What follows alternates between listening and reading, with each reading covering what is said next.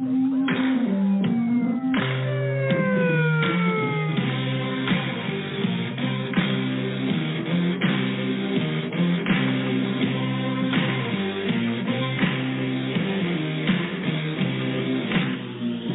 are listening to the voice of the frontline protector here at the Private Officer Beat Radio. Every week you'll hear breaking news, topics of training, information for the industry of security, public safety, and law enforcement.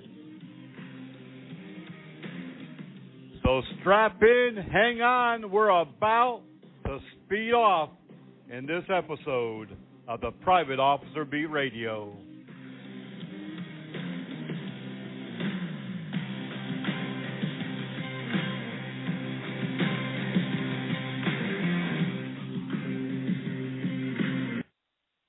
Hello, everyone, and welcome to this edition of the Private Officer Beat Radio.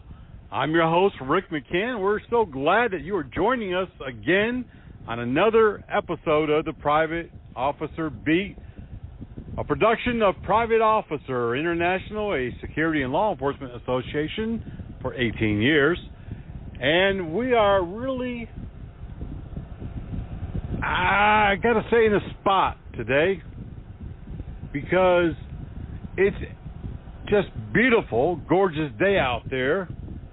I'm sitting along the Gulf Coast in our newest office, and just a few blocks, I would say, away from a beautiful fishing spot that I'd love to be in. And I will be in soon. But today we're broadcasting here from our new studio and office, and we've got a lot to talk about, a lot of things in the news, of course, as always. And if you listened to our show yesterday, we were talking about mental health services and how crisis workers have been teamed up at one university with private security officers, not campus police, not sworn law enforcement, but private security personnel, for the most part, unarmed. So we'll talk more about that. We're going to follow up today in a kind of a part two, and we're going to talk more about the mental health, the different mental diseases and the crisis, and how to identify certain things. We want you to have as much information as possible because sooner or later, if you haven't already been involved, you will be involved in a mental health crisis, an emergency, and you'll need to know how to respond. You'll need to know what to say, what not to say, what to do, what not to do. This is not something that's going to go away, folks. This is not something we can just wish away. Hey, you know what? We don't have that kind of stuff happening here. No, by goodness, no. We're going to make believe it doesn't occur. We're going to make believe that we don't see it, don't hear it, don't want to know about it. So today, and probably quite often, in more days and weeks and months and years to come, you'll hear more about mental health emergencies and crises. Is this a real situation? Are these real? They certainly are. But to what extent, that is often difficult to tell. And we'll be talking about that today. We also have a lot of breaking news. We're going to tell you more about this university pairing with crisis intervention personnel. If you didn't listen to our program yesterday, we'll give you an update. And we're also going to be talking about a westward training trip that we're doing. And hold on one second here. We've just been notified that a security officer has been shot and killed early this morning. We're getting more information, and we will update you if it comes into our office before the end of this program. We have a lot of things going on, including a big trip that we're planning on. It's westbound. We'll be in numerous states for, well, about 10 days or so. And you'll have an opportunity to be involved with some of our training if you are along the way.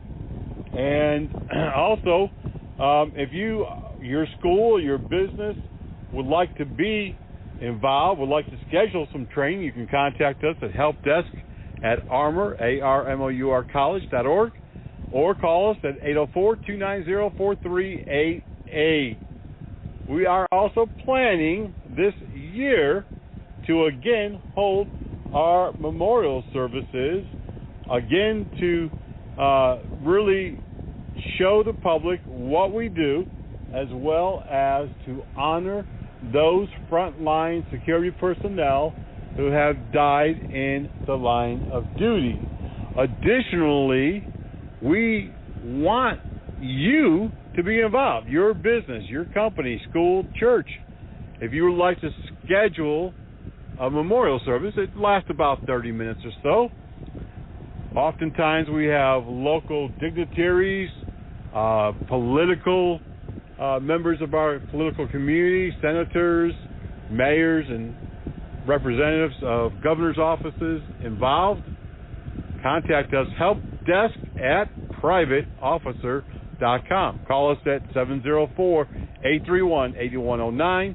You can help sponsor it just by providing either a location where we can come in and hold the memorial service, or you can also donate to help us. It does cost money to drive to and from these events, and we certainly would appreciate that.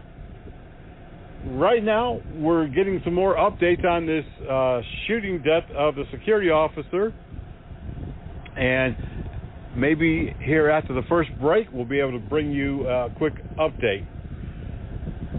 If you or anyone that you know owns a regulatory security school, a medical training school, a vocational technical school, have them contact us right now at helpdesk@Armour College, A-R-M-O-U-R college.org. Call us at 804-290-4388, because we are partnering right now with schools and instructors to expand our reach across the country and in Canada. We provide more than 600 courses, certifications, and diplomas, degrees, all sorts of training online, on site, on campus. And contact us today if you want to be involved. We are going to take a quick break, find out more about this shooting that has occurred, and we'll be right back. You are listening to the Private Officer Beat Radio.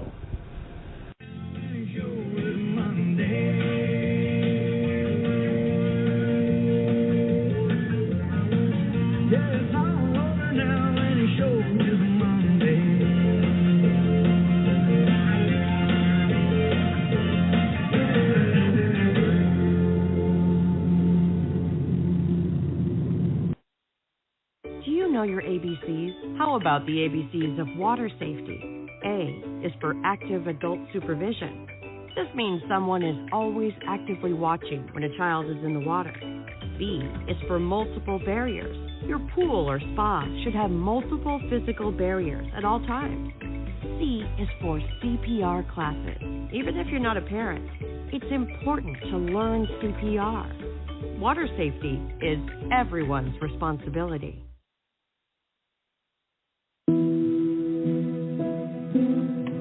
Human trafficking is slavery. And it happens all over America. Any child, any woman, any man could potentially become a victim of human trafficking. I am a victim of labor trafficking. I was victim of child sex trafficking, but now I own my body. Human trafficking is any kind of forced labor. It can happen to anybody. I am a mother. I am an author. I am a son. I'm an advocate. I am an educator. I'm a sister. I am a brother. I'm so much more than what happened to me. I am strong. I am brave. I am outspoken. I am compassionate.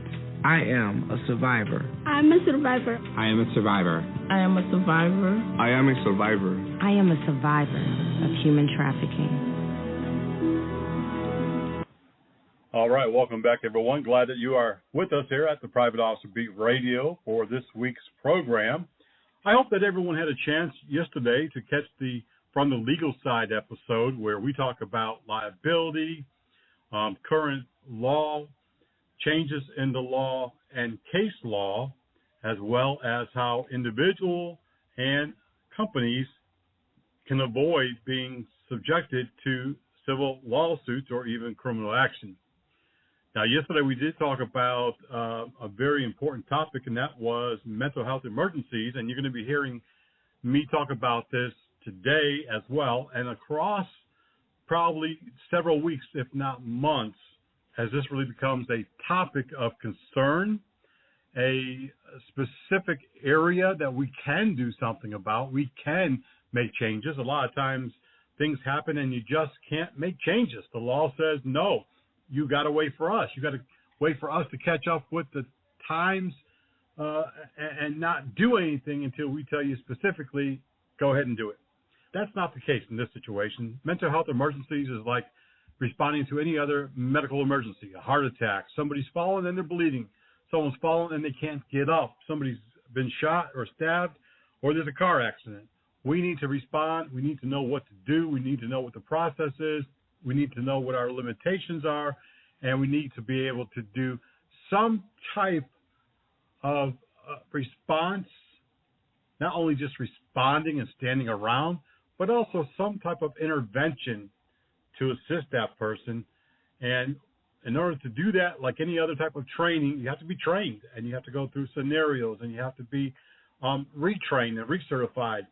And so it's very important that we get this right.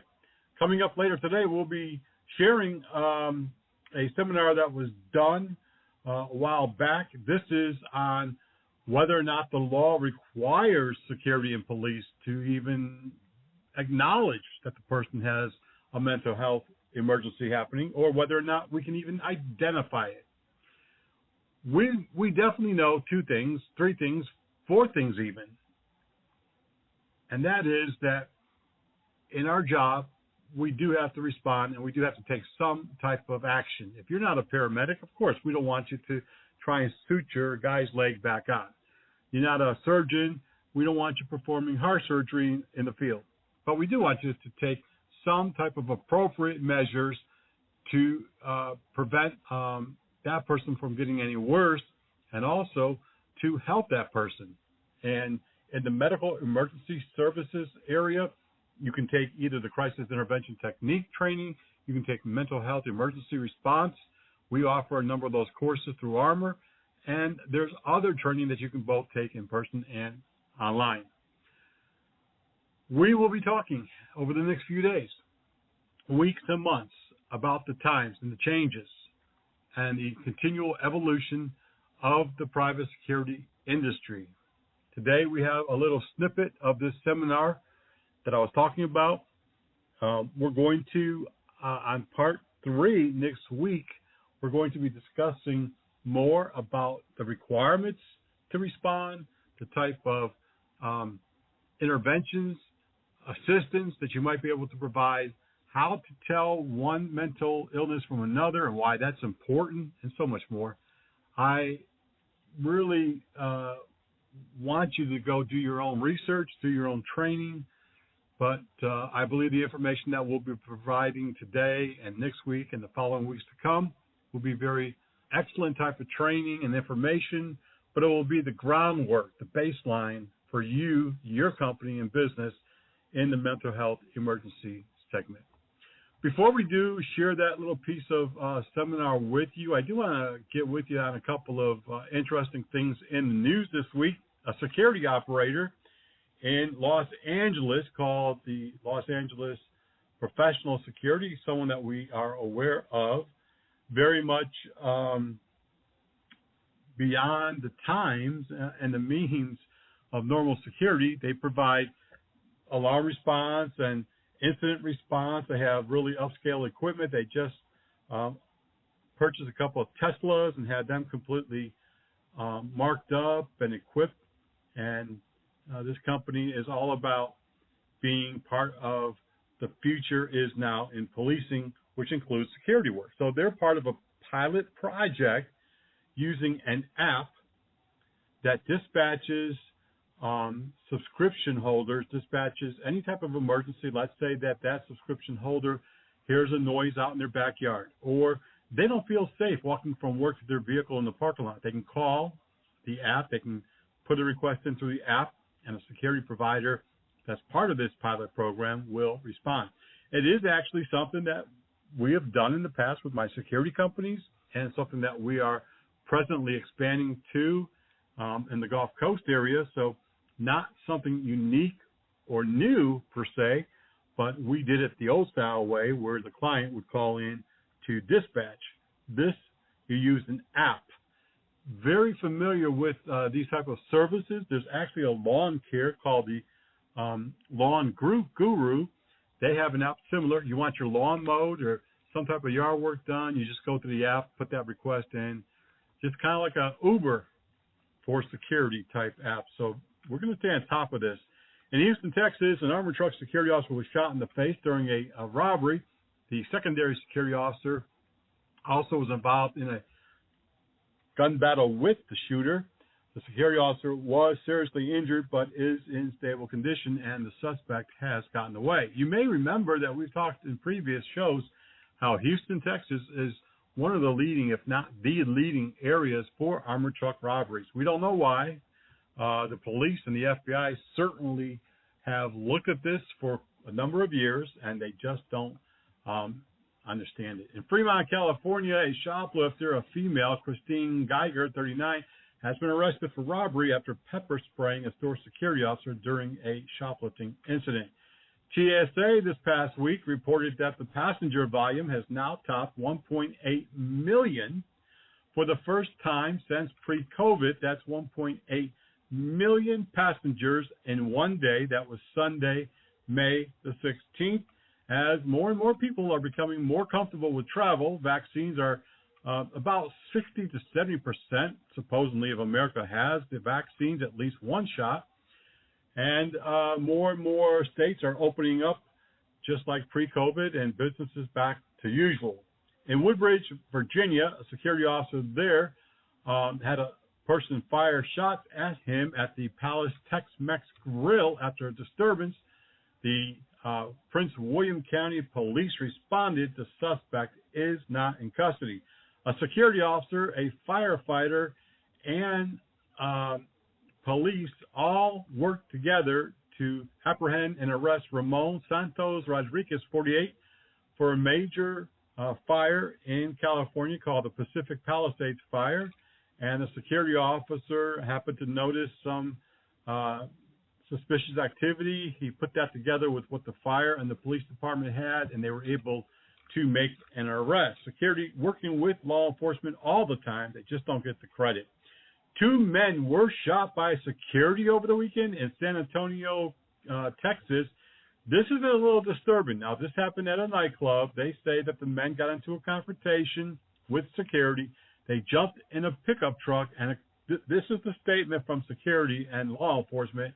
The security personnel just knew somehow that these men were going to run them over with a pickup truck, and they began shooting at the pickup truck before that situation occurred.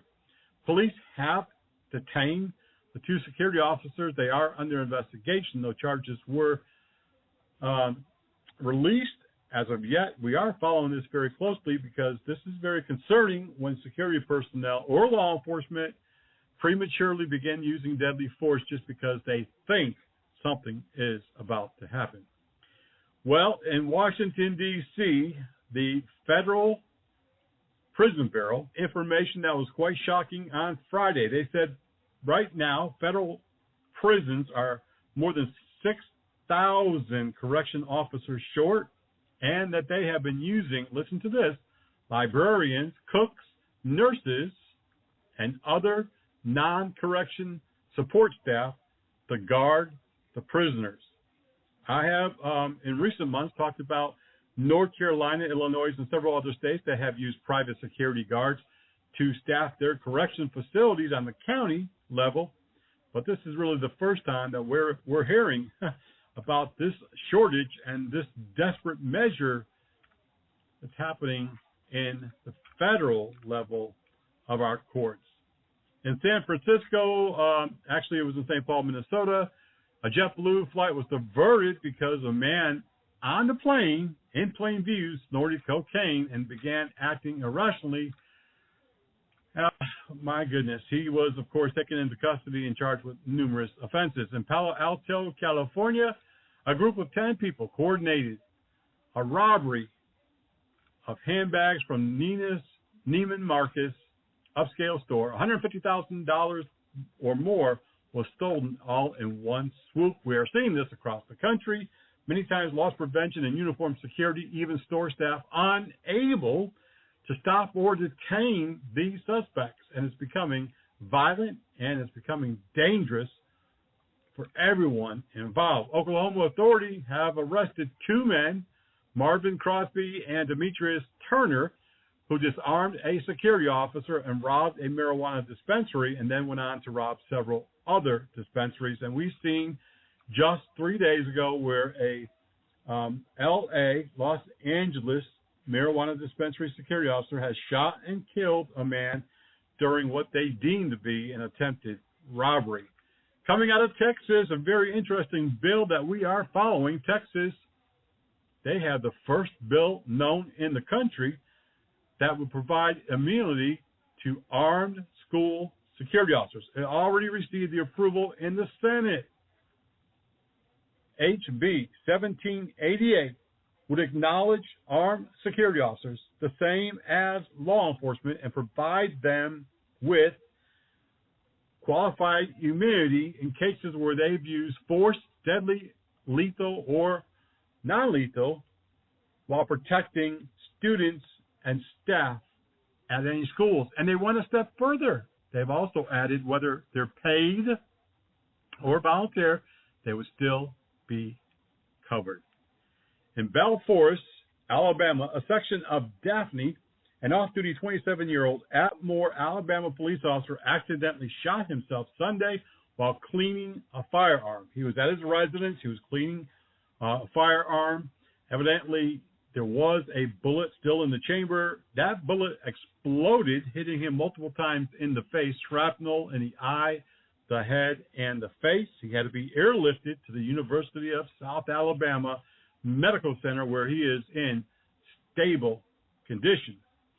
In West Columbia, South Carolina, people are very upset because a 9-year-old student at Springdale Elementary School was handcuffed by school resource officers after throwing a temper tantrum, the media says. But what actually happened, according to police and school staff, was that he had scratched and punched and fought with students on the bus, and then the bus driver was assaulted. And then when police and teachers confronted him at school, he assaulted them and eventually was detained with handcuffs and then quickly released as soon as he calmed down. Now, there was some protest, and we do believe that there will be some other activities coming out of this, including a possible lawsuit. In Fremont Unified School District in California, they voted just this past week 4-1 to fully reinstate and fund law enforcement to the tune of about $900,000 annually. They had taken out all their police from the schools. They had eliminated all SROs. But guess what? Things didn't go too well. And this is not the first school that we've seen in the last few months. We've seen a number of schools bring SROs back in because the crime has gone up, threats against teachers, assaults of teachers, and so much more. And you know, I think more and more schools, I understand why they're trying to eliminate police. And as I've said a number of times, things certainly have gone off the rail. They've gone too far. When police was first added as security on campuses, at high schools, they were there for physical security of the exterior. They were brought inside over the years to do discipline and all sorts of intervention, counseling. That's just not their part of their job, and that's why things blew up as bad as it has. Yes, there are times when police should not be involved in the school. As simple as that. Kansas City Council has stripped the police of more than $44 million in their new upcoming budget. Kansas City, Missouri said that they don't believe that they should fund the police to the extreme where they have more staffing and more equipment and more stuff that they need or don't need And so they just took away half of their budget. The police chief said that this is going to cause a loss of positions, equipment, slower response, and so forth. This past week, TSA made a little statement, and it was quickly picked up by the AP. TSA is also the security force that manages pipeline security. In the recent Colonial Pipeline hack, which created shortages and panic buying of gasoline, a little leak of information was released that the TSA is responsible for all security of the pipelines. The Transportation Security Administration, whose officers we see at the airports and sometimes at the rail stations, are also responsible for the cyber security of energy pipelines. Is that not unusual? According to a spokesperson, this originally became a fact. It was part of their duties right from the get-go of forming of the TSA. They also do other things. They are in charge of all transportation security, not just at the airport. And a lot of people do not know that. And we've said for years the TSA is a lot more powerful than what you might think. You've probably seen this if you watched the Padres and the Rockies game this past week. A security officer chasing someone around the field shattered his ankle. He is in good condition, but was in a lot of pain. A lot of spectators saw it, pictures all over social media. Things we do for our job. In Pound, Virginia, the town of Pound, Virginia, have dismissed all their police officers, including the chief, and disbanded the police force. They're going to allow the sheriff's department, as with other small towns across the country, they're going to allow the sheriff's department to do all of the response. In Chattanooga, Tennessee, the Walden Security Company held an annual awards program for their employees. Anna Grace Benson of Ringgold, Georgia, Brindley Benson of Ringgold, Georgia, Carlos Boswell of Charleston, South Carolina, Abby Bradford of Winchester, Tennessee, Ramona Brandon of Christina, Tennessee, Stephanie Brown of Birmingham, Alabama, Zoe Bohali of West Springs, Illinois, Alex Burns of Clinton, Tennessee, Latia Clark of Lexington, North Carolina, Skylar Essex of Montgomery, Alabama, Amanda Everson of Bay Minette, Alabama, Tyra Exekia of Sims, Alabama, Brianna Hemphill of Tennessee, John Messer of Cleveland, Tennessee, and a whole bunch more were all given awards for their service. Also in Los Alamos, New Mexico, a high school security officer, Scott Reynolds, was recognized as the Employee of the Year by the school system. A whole lot more, go to our website at www.privateofficerbreakingnews.blogspot.com. And you can also sign up for breaking news right on our website, privateofficer.org. We're going to take a quick break. When we come back, we do want to talk about mental health emergencies.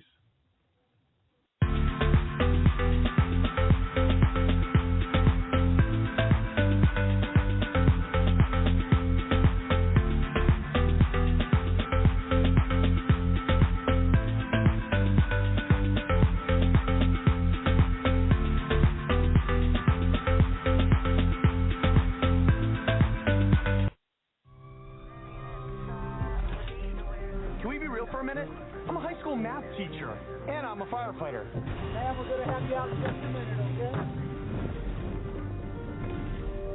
I'm a designer. I'm a retired VP in business. And I'm a student. I'm a mother. I'm a business analyst, and I'm a volunteer firefighter.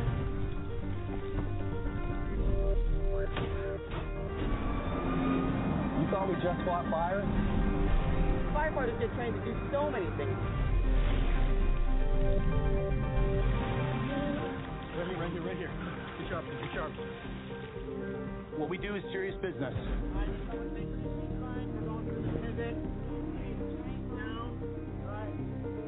Three-quarters of the nation's first responders are volunteers. That includes here in Connecticut. And lately, it's been harder than ever, with fewer citizens volunteering. From teenage cadets like me to seasoned veterans like me. So what are you waiting for? You ready to make a difference? Ready to join our team? Your community needs you. We need you. Visit everydayheroct.org or stop by your local firehouse today and take the first step of joining your fire department.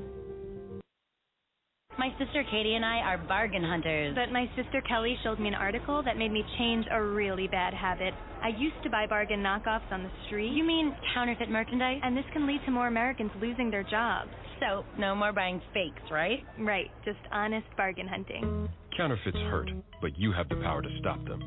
Go to www.ncpc.org/getreal. Brought to you by the National Crime Prevention Council and the Bureau of Justice Assistance, U.S. Department of Justice.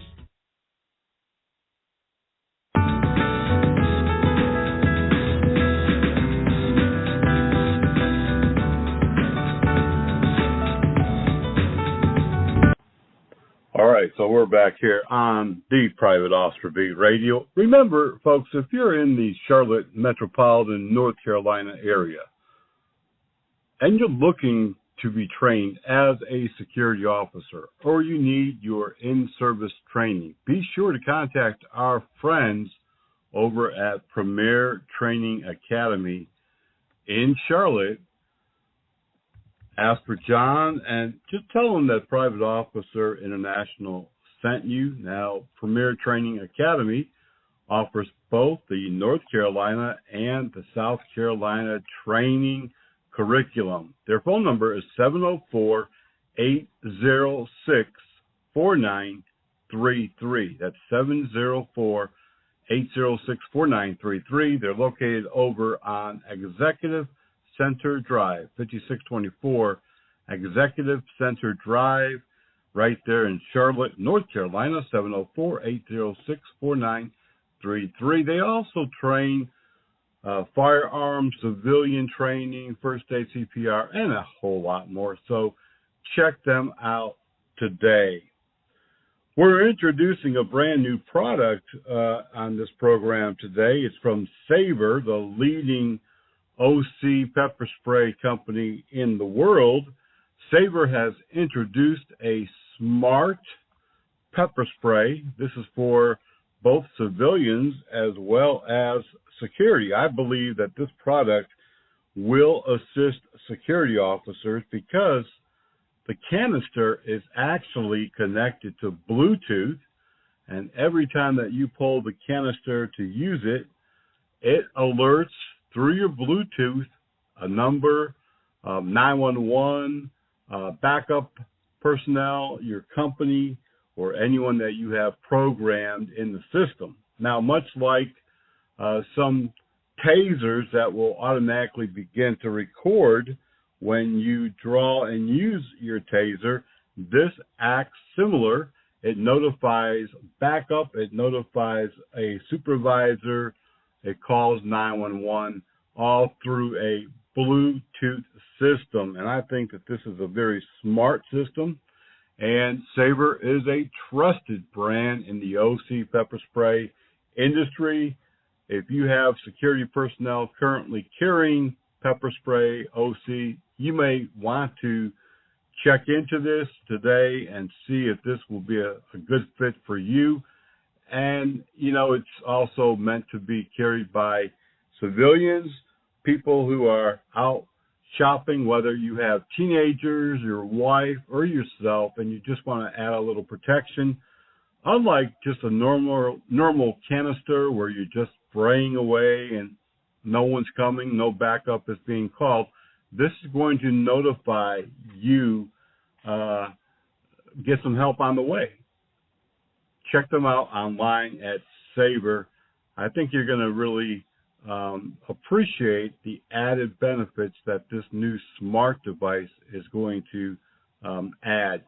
You know, with smart devices across the various spectrums. We're seeing more and more technology being added to our firearms, our tasers, all sorts of weapons. This really aids you and assists you to know that if you do have to deploy any type of weapon, non-lethal or lethal, that backup will be called and you will have some assistance. Along those lines, we have recommended over the years several other companies who have devices that you can press and it will alert a 24-hour dispatch service. We're actually looking into a brand new service out of California. This device is a very small, $half size pendant type device. Once you press it, it connects you with a 24-hour dispatch service. They have GPS in that device, so they can automatically see where you are and be able to get you assistance. And we'll be keeping you up to date on that as well. Next week, we're going to be discussing more about the mental health crisis that we do see happening across the country. We're also going to introduce you to a brand new program, an opportunity for people who may not have a lot of money but may want to be entrepreneurs. This is the time right now to get invested, to open a business. There's no guarantee that you're going to have a job tomorrow. No guarantee the business will be up and running next week. But now you have an opportunity like no other time to own your own business, and we're going to help you next week. We're going to explain a couple of new programs that we have. I think you're going to be really interested in them. You can own a school, a patrol service, and several other businesses for little to no money down, and we're going to be able to get you in that business and provide you all of the services, all of the startup that you're going to need. We're going to take a quick break. When we come back, we got a lot more to talk about here on the mental health side of this radio program, and we'll be bringing this topic up more next week and in the following weeks to come. You're listening to the Private Officer Beat Radio. You don't know what it's like until you're a parent. Letting go. Because we used to protect her. But now with the Smart Pepper Spray from Sabre, we can feel a little better knowing that if something happens, she can protect herself. Not only is it the #1 pepper spray brand, it also has smart features to connect us instantly when it matters most. The Smart Pepper Spray connects via Bluetooth to the free Sabre personal safety app. With her selected contacts loaded into the app, we receive an alert if and when the pepper spray is deployed. Even better, the alert links to a map where we can geo-track her exact location to make sure she gets to safety. We also opted into the Sabre Premium Monitoring Service to make sure that if needed, local police will be alerted and given the ability to track and help her. That's all built on top of Sabre's maximum strength formula for maximum stopping power, with a 10-foot range and 25 bursts per canister. So, if she's ever in a dangerous situation, we'll know.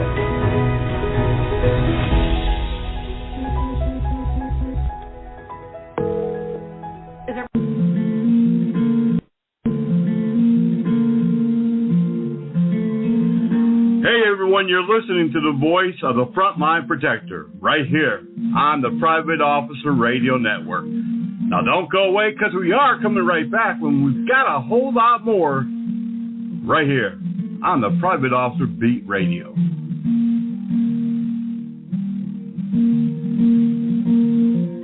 More than 114,000 people are waiting on an organ transplant at any given time in the U.S., and at least 80% of those are waiting for a kidney. For kidneys, it largely defaults to waiting time, but for livers, hearts, and lungs, it's largely based on the degree of illness and how sick someone is, and that defines their priority on the waiting list. Dr. Charles Rosen, director of the Transplant Center at Mayo Clinic, says living donors can help save people waiting for a kidney or a liver, but those waiting for other organs unfortunately, have to wait for a deceased donor. Dr. Rosen says if you're interested in saving another person's life with your organs after you die, it's important to sign up as a donor now while you're still alive to save your family from having to make a difficult decision at a difficult time. We've heard from donor families or potential donor families that decided not to donate because it was such a stressful time in their lives that then 3-6 months later they felt some remorse for not doing that. For the Mayo Clinic News Network, I'm Ian Ross. For some children, America isn't the land of promise. It's a place where every day is a struggle. Because today in America, 1 in 6 children lives below the poverty line.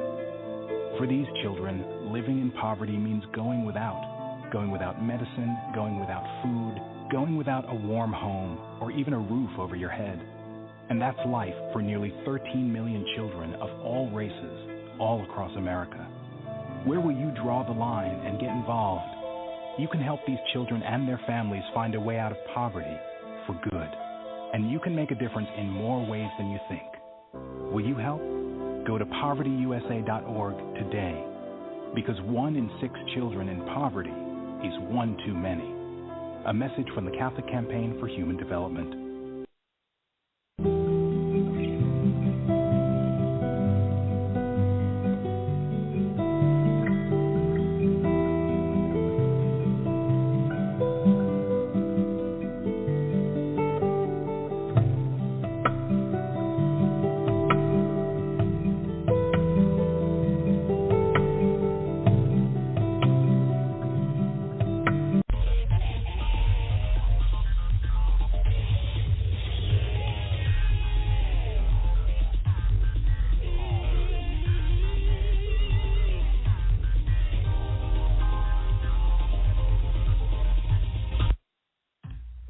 Excited delirium is new to the law enforcement community, primarily because of the rise in the use of illicit stimulant drugs, and also because of the closure of many inpatient psychiatric or mental facilities. As early as 1849, it was known as Bell's Mania, and used to be the domain of doctors and inpatient psychiatric clinics. That's primarily where you saw it.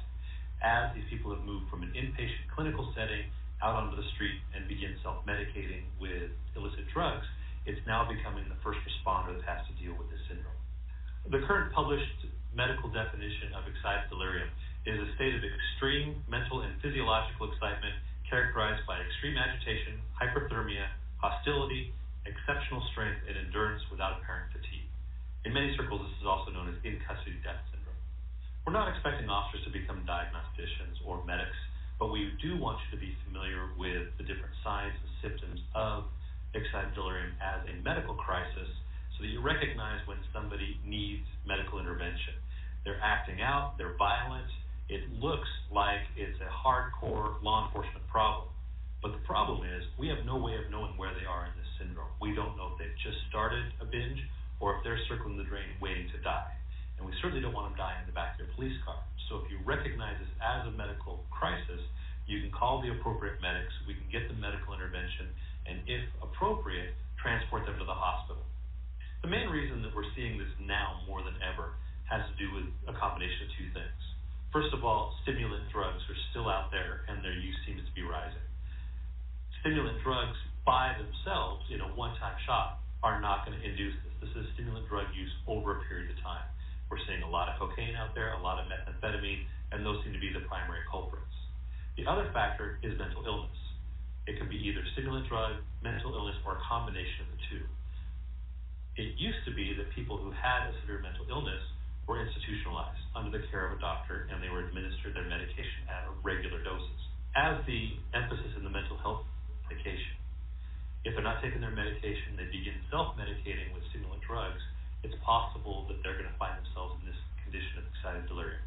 That means that we as first responders, the police, the firefighters, the emergency medical technicians, are going to be the first point of contact with people in this potentially life-threatening medical crisis. One of the visual aids we're going to use is to show you a video. We commonly refer to this as the barbershop video. In this, we have a person who's in the classic state of excited delirium. Just to set it up, this person's naked, showing signs of hyperthermia, which is elevated body temperature. He's sweating, he's shouting incoherent phrases. Other times you'll see somebody that's making animal noises known as keening. This person's already been shot by the property owner, so does not feel the fact he's been shot. The officer is using a lot of body weight to try and hold this person down, and it's having no apparent effect because he's exhibiting superhuman strength.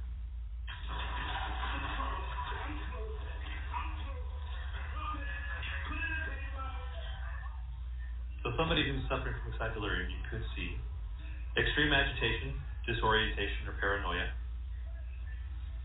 You might see hyperthermia, which is overheating, in the form of them sweating, seeking water, or stripping off clothing.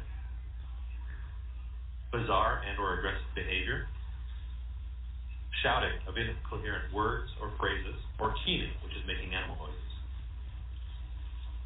You may see lid lift, which is the eyes open wide so you can see the whites all the way around. Paranoia, panic, violence towards others, attraction to light or glass. It's not uncommon for somebody to attack the lights of a patrol car or break out glass. Unexpected physical strength, apparent insensitivity to pain, and sudden tranquility is normally a danger sign at the very end.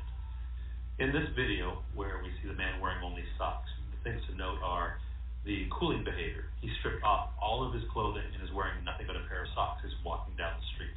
He has a strong attraction to the lights of the patrol car and, in fact, chases the patrol car for about 15 minutes.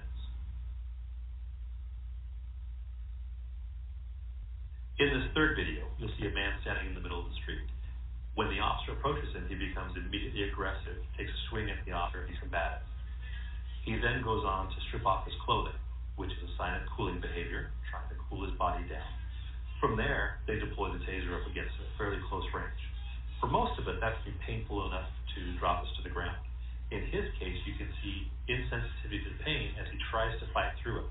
Eventually, he goes to the ground, but he's not impressed by it. He's not feeling the pain, and he's got this superhuman strength as he continues to try and fight through it. Get on the ground now! Legarski, bring me the taser, 500 block 11.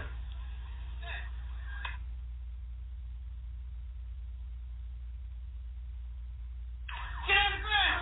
Get on the ground!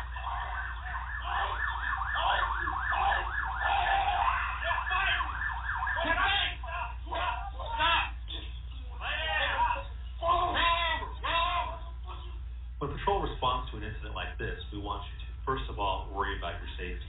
If you can assess this person from a distance, don't approach until you have enough resources. Get as much backup as you can to approach this person safely. You're not always going to be able to do that. If he's endangering others, you're going to have to go in. The idea is that we want you to use enough control tactics that you bring this person under control as quickly as possible. That way we can get the person restrained and delivered to medical intervention as quickly as possible. Once law enforcement becomes involved, if we have to intervene, we certainly don't want somebody dying in our custody if we can prevent it. We've established a new protocol with the Seattle Fire Department. If we request medic response for a violent subject, that's supposed to trigger a Code 7 response, meaning they're going to send us the crews to assess the scene, but they're also going to roll medics. Those medics now have an unusual protocol, meaning that they're now allowed to sedate subjects in the field if it's appropriate. That means that in order for them to sedate them, you're going to have to restrain them. They're going to need a limb or something holding still long enough to inject it with the sedative. Once that's done, they're going to assess the person and, if appropriate, transport them up to medical intervention.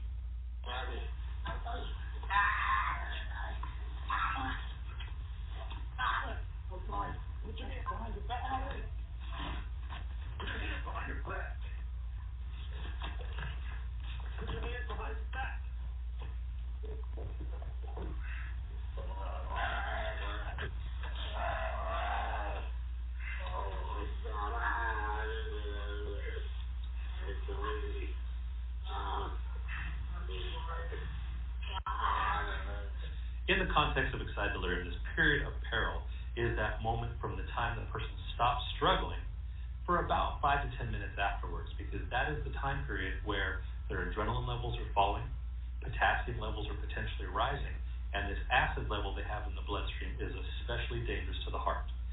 If they're going to die from this, chances are they're going to die in that very first 5 to 10 minutes after the stroke stops.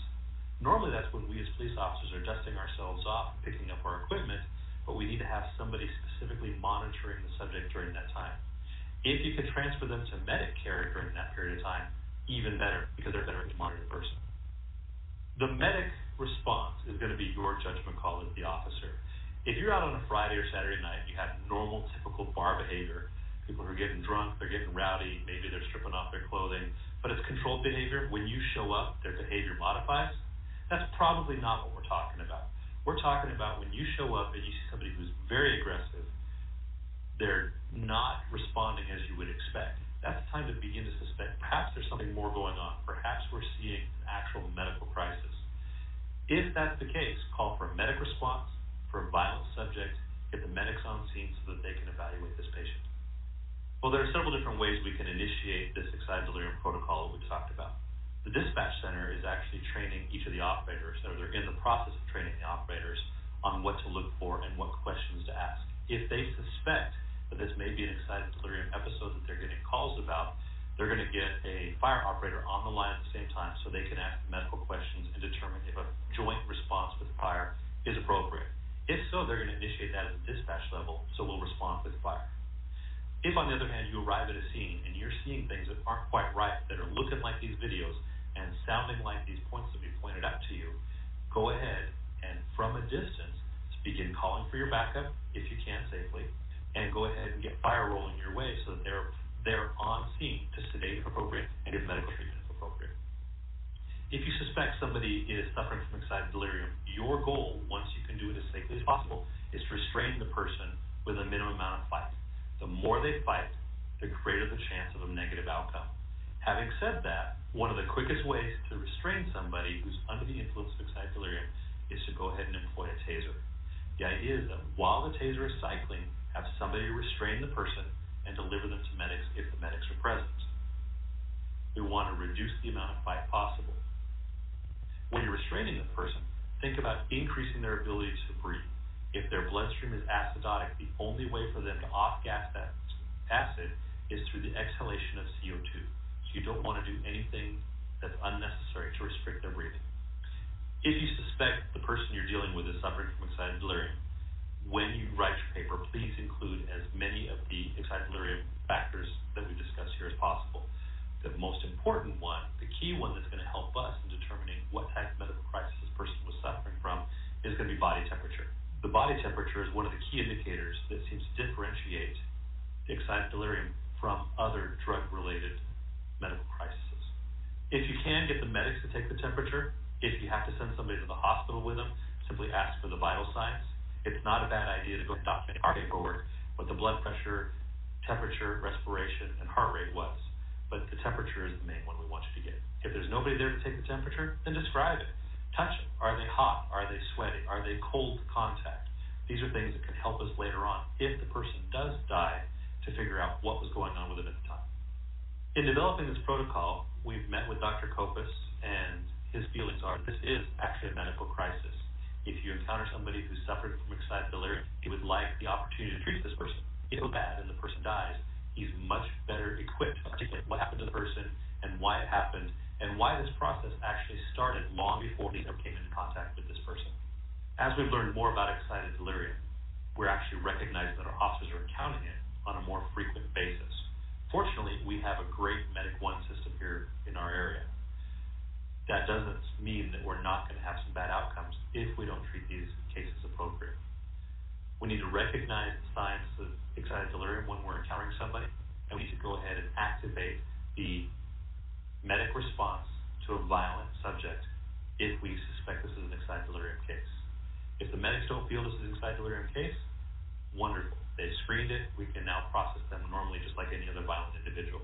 But if it is a medical crisis, we've done everything that we can to deliver them to medical intervention, and if they die, it's because of something that happened to them before we encountered them, and we've done everything we could to save their life. The key is that as a police officer arriving there on the scene, you don't know how far along they are. You don't know if death is imminent or if it's still a couple hours away. Excited delirium and mental health issues, mental health emergencies, they're real, folks. I mean, officers and EMTs and firefighters, we deal with them every day. You deal with them, and maybe not even recognize the situation. But they're happening more and more. Crises are really the beginning, many times, of use of force issues, and that's what we're going to get into over the next week or two. Excited delirium is brought on usually by drug use, mental health conditions, or a combination thereof, and they can be lethal. Oftentimes, police respond with deadly force because it's the only way to stop somebody who is experiencing excited delirium. If you're working on a school campus, if you're working at a hospital, if you're working even at an apartment complex, you probably have run across these people and you may not know it. We oftentimes see these people stripping naked in the middle of the road, the highway, the park, or even at a school. And they are becoming more and more frequent incidents that we respond to. Be sure that you don't discount the actions for somebody who is just crazy or high on drugs or alcohol. Be sure that you assess it for what it truly is, and that's an emergency.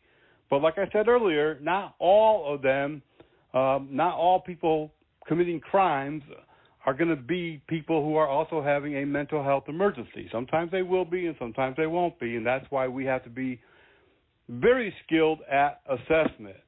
Well, that's going to do it. It's going to wrap it up for this edition of the Private Officer Beat. Don't forget to be with us again next week as we pick this up and talk about another area of this crisis that's happening. You'll see it more and more in the headlines. Police officers, shootings are all now being criticized because, oh, that person was just having a mental health emergency. They may or may not have been. They're not all, having emergencies, but sometimes they are, and we need to know the difference. Until the next time, hope that you are safe, blessed, and we'll see you back here on the radio.